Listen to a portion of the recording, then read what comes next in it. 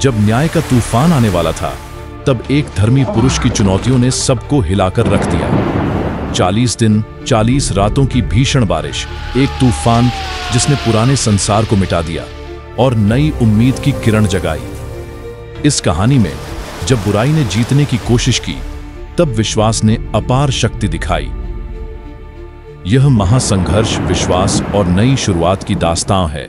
तैयार हो जाइए, क्योंकि सब कुछ अब पहले जैसा नहीं रहेगा। महाजल प्रलय, एक नई शुरुआत की कहानी।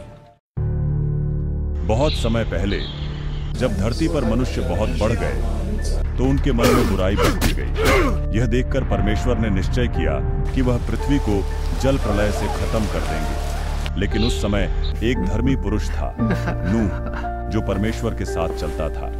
परमेश्वर ने नूह को आदेश दिया, एक विशाल जहाज बना, अपने परिवार और पृथ्वी के सभी जीव जंतुओं में से दो को उसमें ले लो, क्योंकि मैं 40 दिन और 40 रात लगातार बारिश करूंगा और पृथ्वी को जल से ढक दूंगा। नूह ने परमेश्वर की आज्ञा का पालन किया। जब जहाज तैयार हो गया, तो नूह अपने परिवार और सभी पशु पक्षियों के जोड़े के साथ उसमें चला गया। फिर प्रलय का जल आ गया, भारी बारिश हुई, गहरे समुद्र के स्रोत फूट निकले और धीरे धीरे पूरी धरती पानी से डूब गई।